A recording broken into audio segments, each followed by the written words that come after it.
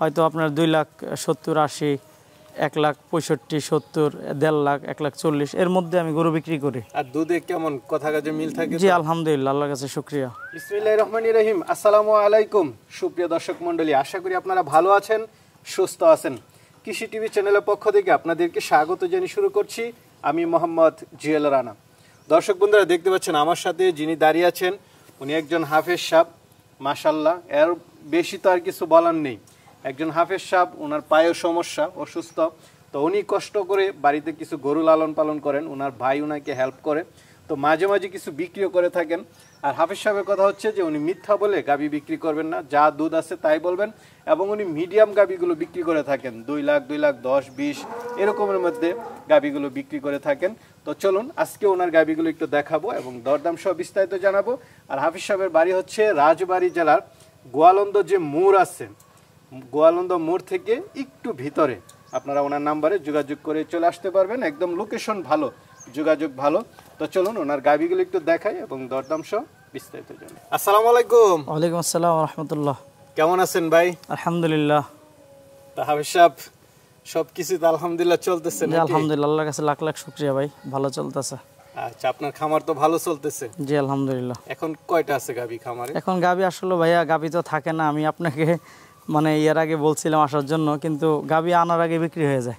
আচ্ছা আচ্ছা, মানে বেশ চাহিদা পাচ্ছেন? জি আলহামদুলিল্লাহ, ভালো চাহিদা আছে। চাহিদাটা পাচ্ছেন, এর পিছনে কারণটা কি? এই কারণটা আসলে আমি তো মিডিয়াম গরু বিক্রি করি, মানে অনেক বড়, সবাই তো আর বড় গরু কেনার সামর্থ্য থাকে না।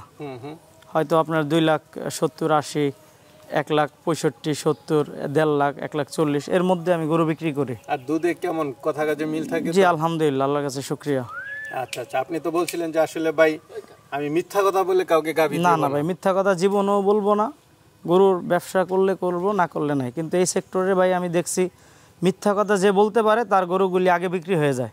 আচ্ছা আচ্ছা। কিন্তু আমরা যদি হাজারো সত্য কথা বলি, এর মধ্যেও মানুষ মনে করে যে না, উনিও মনে মিথ্যা কথা বলে। তো এই জন্য ভাই আমার কথা হচ্ছে আপনারা আসবেন, যাচাই বাছাই করে নেবেন, ভালো লাগলে নেবেন, নাহলে নেওয়ার দরকার নেই। আমি এটাই পরামর্শ দেই দর্শক বন্ধুরা, কারো মানে বিষয়ে আপনারা কথা না বলে আপনার জিনিসটা আপনি এসে দেখে শুনে ভালো লাগলে দরদাম করে নেবেন, নয়তো নেওয়ার দরকার নেই। না ভাই, হাতের 5টা আঙুল এক সমান না।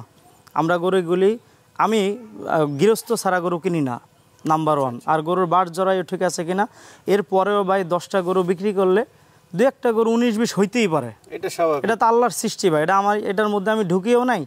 আমি 100% যাচাই করে কিনি। এরপরেও যদি একটু 19-20 হয়ে যায় ভাই, এটা আমি ক্ষমা, সবার কাছে আমি ক্ষমা চাই যদি এটা আপনারা আমাকে বলবেন, ঠিক আছে? কেউ আজে বাজে কমপ্লেন করবেন না, এটা আপনাদের কাছে রিকোয়েস্ট, আপনারা আইসা দেখে নেবেন।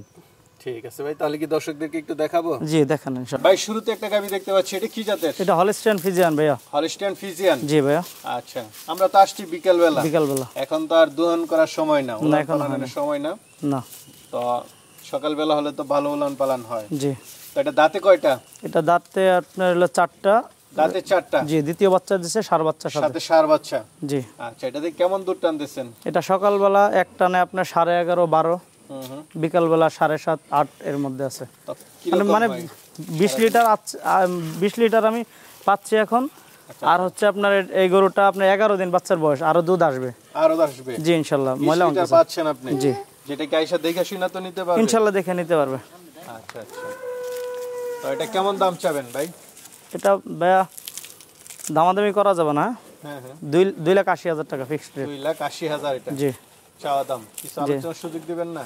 ভাই আলোচনার আসলে জায়গা নাই, কারণ আপনি তো জানেন 20 লিটার রানিং দুধ আছে, এই গরুটা আরো দুধ আসবে, এটা 22-23 দুধ থাকবে ইনশাআল্লাহ। 22-23? জি। আচ্ছা ঠিক আছে, তাহলে চলেন আর হচ্ছে দেখ। ভাই আরেকটা দেখতে পাচ্ছি, এটা কি জাতের? এটা ভাই হলস্টাইন ফ্রিজিয়ান।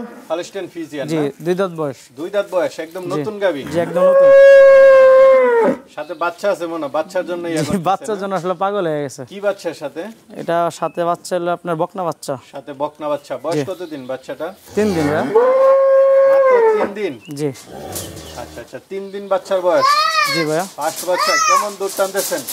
এটা সারা দিনে 8-9 কেজি আসতেছে, এখন ওইরকম দুধ নামে না ভাই। মাশাআল্লাহ, বড় সরো গাবি দেখতে পাচ্ছি, কি জাতের এটা? এটা ভাই হলস্টাইন ফ্রিজিয়ান। হলস্টাইন ফ্রিজিয়ান, এটা তো আপনার পালের গাবি? যেটা আরো 2-3 বার দেয়া আছে আলহামদুলিল্লাহ। আচ্ছা আচ্ছা, মানে অনেক দিন যাবত তো পালন করতেছেন না? জি জি।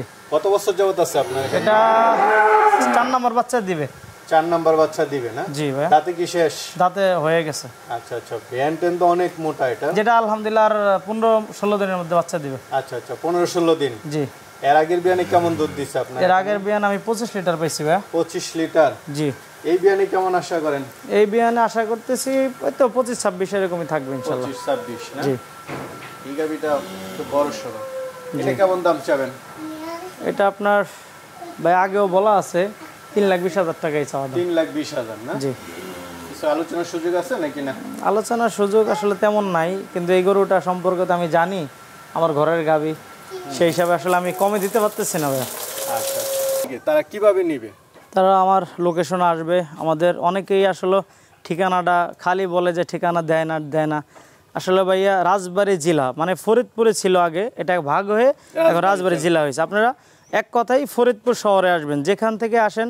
যদি পদ্মা সেতু হয়ে আসেন, ফরিদপুর শহরে আসলে আমাদের রাজবাড়ী আসতে সর্বোচ্চ 20-25 মিনিট লাগবে। আর যদি আপনারা ঢাকা গাবতলী হয়ে, যারা কুমিল্লা, নোয়াখালী, চট্টগ্রামের লোক যারা গাবতলী হয়ে আসতে চান, তারা মানিকগঞ্জ হয়ে আপনার ফেরিঘাট হয়ে আমাদের গলন্দমোর সামনেই আসতে পারবেন ইনশাল্লাহ। আমার নাম্বার আছে, ইমো, হোয়াটসঅ্যাপ আছে। আপনারা যদি বিশ্বাস থাকে যে আয়সা দেখে নেবেন আলহামদুলিল্লাহ। আর যদি বলেন যে ভাই আসতেই পারবো না, আপনারা বিশ্বাস করছি, সেটা আপনাদের ব্যক্তিগত ব্যাপার। বিশ্বাস করে নিতে পারেন, ইনশাল্লাহ ঠকবেন না। আচ্ছা, ঠিক আছে।